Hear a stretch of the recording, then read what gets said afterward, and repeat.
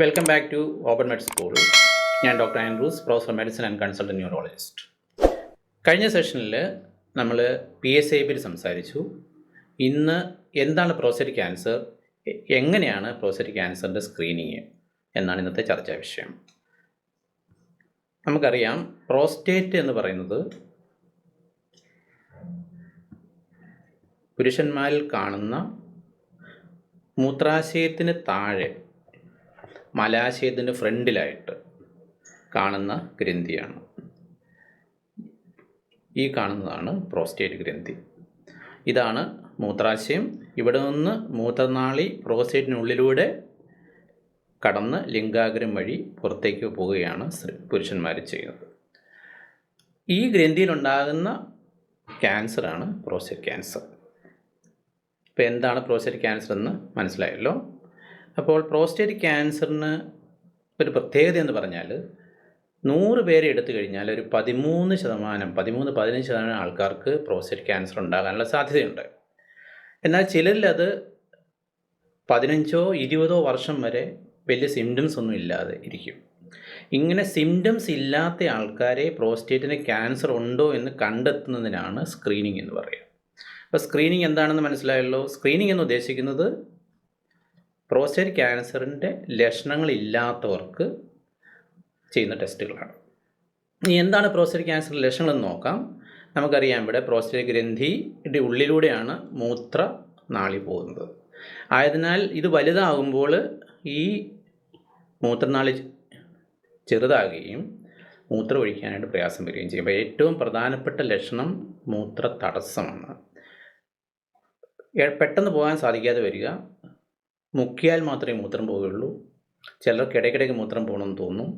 ഇത് കൂടാതെ ഈ മുഴ വളർന്നു കഴിഞ്ഞാൽ ചിലർക്ക് മൂത്രത്തിൽ കൂടെയോ അല്ലെ ശുക്ലത്തിൽ കൂടെയോ ചോര പോവുകയും ചെയ്യാം. ചിലർക്ക് നടുവേദന മുതലായ അസുഖങ്ങളും ഉണ്ടാകാം. ഇതൊക്കെയാണ് പ്രോസ്റ്റേറ്റിൻ്റെ അസുഖത്തിൻ്റെ ലക്ഷണങ്ങൾ. എന്നാൽ ഈ എല്ലാ ലക്ഷണങ്ങളും ക്യാൻസർ ആവണമെന്നില്ല. നേരത്തെ പറഞ്ഞിരുന്നു, ബിനൈൻ പ്രോസ്റ്റാറ്റിക് ഹൈപ്പർട്രോഫി പ്രായമായ ആൾക്കാർക്ക് 50 വയസ്സൊക്കെ കഴിയുമ്പോഴേ പ്രോസ്റ്റേറ്റ് വലുതാകുകയും അവർക്ക് ഈ ഗ്രന്ഥി വലുതായി ക്യാൻസർ അല്ലാത്ത മുഴകളുണ്ടാകാം, അല്ലെങ്കിൽ തടിപ്പുകളുണ്ടാകാം. ഇതിനെയാണ് നമ്മൾ BPH എന്ന് പറയുക. അപ്പോൾ പ്രോസ്റ്റേറ്റ് ക്യാൻസർ എന്ന് പറയുന്നത് വളരെ സാധാരണയാണ്. പുരുഷന്മാരിൽ കാണുന്ന ക്യാൻസറുകൾ ഏതാണ്ട് 2ാം സ്ഥാനമാണ് ഈ ക്യാൻസറിനുള്ളത്. ഏറ്റവും കൂടുതലായിട്ടുള്ള അഡിനോ കാഴ്സണമ എന്ന് പറയും, പിന്നെ സ്മോൾ സെൽ കാഴ്സണമ, മറ്റ് പലതരത്തിലുള്ള ക്യാൻസറുകളുണ്ട്. ഇനി നമുക്ക് എങ്ങനെയാണ് സ്ക്രീനിങ് എന്ന് നോക്കാം. സ്ക്രീനിങ്ങിന് പ്രധാനമായിട്ട് 2 ടെസ്റ്റുകളാണുള്ളത്. ഒന്ന് PSA ടെസ്റ്റ്, രണ്ടാമത്തേത് ഡിജിറ്റൽ റെക്ടൽ എക്സാമിനേഷൻ. നമുക്ക് സ്ക്രീനിങ് എന്താണെന്ന് നോക്കാം. ഞാൻ ആദ്യമേ അത് പറഞ്ഞു, ക്യാൻസർ രോഗം നേരത്തെ കണ്ടെത്തുന്നതിന് വേണ്ടി നടത്തുന്ന സിംറ്റംസ് ഇല്ലാത്തതിൽ ചെയ്യുന്ന ടെസ്റ്റുകളാണ് സ്ക്രീനിങ്. ഇതിൽ ഏറ്റവും പ്രധാനപ്പെട്ടതാണ് PSA ടെസ്റ്റ്. PSA എന്ന് പറഞ്ഞാൽ പ്രോസ്റ്റേറ്റിൽ നിന്നും പുറപ്പെടുവിക്കുന്ന ഒരു പ്രോട്ടീനാണ്. ഇത് രക്തത്തിൽ കാണുന്നതിനെയാണ് PSA എന്ന് പറയുക. അപ്പോൾ PSA പ്രോസ്റ്റേറ്റ് ക്യാൻസറിൽ മാത്രമല്ല, പ്രോസ്റ്റേറ്റ് സംബന്ധമായ ഏത് അസുഖത്തിലും കൂടുതലായി കാണാം. ഉദാഹരണമായിട്ട് പ്രോസ്റ്റേറ്റിൻ്റെ ഇൻഫെക്ഷൻ, പ്രോസ്റ്റേറ്റൈറ്റിസ്, അല്ലെങ്കിൽ ബിനൈൻ പ്രോസ്റ്റാറ്റിക് ഹൈപ്പർട്രോഫി എന്നിവയിൽ കാണാം. ആയതിനാൽ ആരിലാണ് സ്ക്രീനിങ് നടത്തേണ്ടതെന്ന് നമുക്ക് ആദ്യമായിട്ട് നോക്കാം. വീട്ടിൽ പ്രോസ്റ്റേറ്റിൻ്റെ ക്യാൻസർ ഉണ്ടായിട്ടുള്ളവരുണ്ടെങ്കിൽ അവർക്കൊരു 40-45 വയസ്സിന് ശേഷം ഡോക്ടർ നിർദ്ദേശാനുസരണം PSA ടെസ്റ്റ് ചെയ്യാവുന്നതാണ്. പ്രധാനമായിട്ടും റിസ്ക് ഫാക്ടേഴ്സ് ഉള്ളവരിലാണ് ഇത് നമ്മൾ ചെയ്യുക. പിന്നെ ഞാൻ പറഞ്ഞു, പ്രോസ്റ്റേറ്റ് സിംറ്റംസ് ഉണ്ടെങ്കിൽ തീർച്ചയായിട്ടും ഇത് ചെയ്ത് നോക്കാം.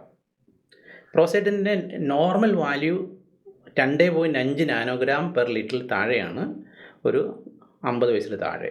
50 മുതൽ 60 വയസ്സുള്ളവർക്ക് ഇത് 4 വരെ നോർമലാണ്. ഇപ്പോൾ ഒരു 5നും 10നും ഇടയ്ക്കുള്ളത് നമ്മൾ ബോർഡർ ലൈൻ എന്ന് പറയും.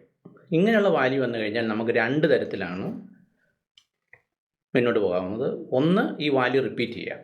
അതായത് കൺസിസ്റ്റൻ്റ് ആയിട്ട് ഈ വാല്യൂ കൂടുതലാണെങ്കിൽ തീർച്ചയായിട്ടും മറ്റ് പരിശോധനകൾ വേണം. എന്തൊക്കെയാണ് മറ്റ് പരിശോധനകളെന്ന് നോക്കാം. അതിലൊന്നാണ്, ഏറ്റവും പ്രധാനപ്പെട്ടതാണ് digital rectal examination. Digital examination എന്ന് ഉദ്ദേശിക്കുന്നത് ദ്വാരത്തിലൂടെ ഈ പ്രോസ്റ്റേറ്റ് ഗ്രന്ഥിയെ സ്പർശിച്ച് അതിൽ തടിപ്പുകളുണ്ടോ എന്ന് നോക്കുന്നതാണ്. അപ്പോൾ ഇതാണ് മലാശയം. മലാശയത്തിൻ്റെ മുമ്പിലായിട്ടാണ് ഇതാണ് മൂത്രാശയം. അപ്പം മലാശയത്തിന് ഇത് മലാശയം, ഇതിന് ഫ്രണ്ടിലാണ്, ഇതാണ് മൂത്രാശയം, ഇതാണ് യുറിത്ര അല്ലെങ്കിൽ മൂത്രനാളിക്കുഴൽ, ഇതാണ് ഈ പ്രോസ്റ്റേറ്റ് ഗ്രന്ഥി.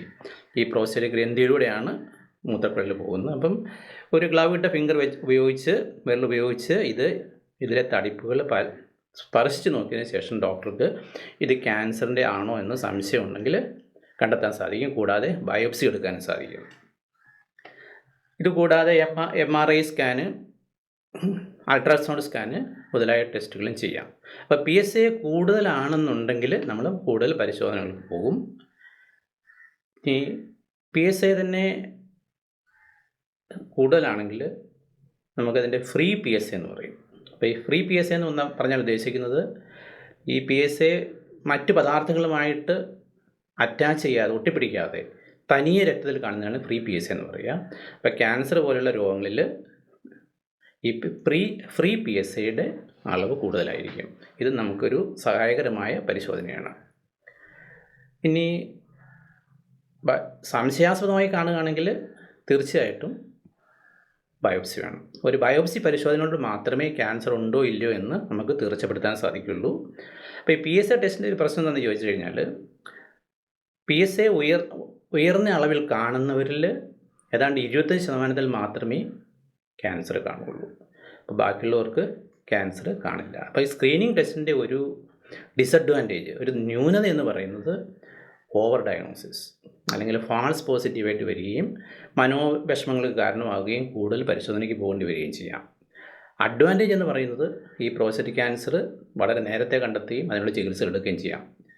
അപ്പം ഞാൻ നേരത്തെ പറഞ്ഞു, ചില ആൾക്കാരിൽ പ്രോസ്റ്റേറ്റ് ക്യാൻസർ പെട്ടെന്ന് സ്പ്രെഡ് ചെയ്യും. അപ്പം അങ്ങനെയുള്ളവർക്ക് നേരത്തെ കണ്ടെത്തുന്നത് ഉപകാരപ്രദമാണ്. അപ്പം പ്രോസ്റ്റേറ്റ് ക്യാൻസർ എന്താണെന്ന് സംസാരിച്ചു. പ്രോസ്റ്റേറ്റ് ക്യാൻസറിൻ്റെ സ്ക്രീനിങ് എന്താണ്? സ്ക്രീനിങ് 2 തരമാണ്. ഒന്ന് PSA test, 2 digital rectal examination. ഇതിനുശേഷം കൂടുതൽ പരിശോധനകൾ ആവശ്യമുണ്ടെങ്കിൽ നമ്മൾ ബയോപ്സി അല്ലെങ്കിൽ MRI സ്കാൻ, അൾട്രാസൗണ്ട് സ്കാൻ, മറ്റ് സ്കാനുകൾ ചെയ്ത് ഒരു ഡോക്ടറുടെ നിർദ്ദേശാനുസരണം ചികിത്സകൾ എടുക്കുക. ഇനി PSA ടെസ്റ്റ് നോർമൽ ആണെങ്കിൽ എന്ത് ചെയ്യണം? നമുക്ക് 1-2 വർഷം കൂടുമ്പോൾ ഇത് റിപ്പീറ്റ് ചെയ്യാം. റിപ്പീറ്റ് ചെയ്ത് ഇതിൻ്റെ ഒരു പ്രോഗ്രഷൻ എങ്ങനെയാണ് എന്ന് നോക്കി സിംറ്റംസ് ഉണ്ടോ എന്ന് അനുസരിച്ച് കൂടുതൽ കാര്യങ്ങൾ ചെയ്യുന്നതാണ്. ഈ വിഷയം വ്യക്തമായി വിചാരിക്കുന്നു. Thank you.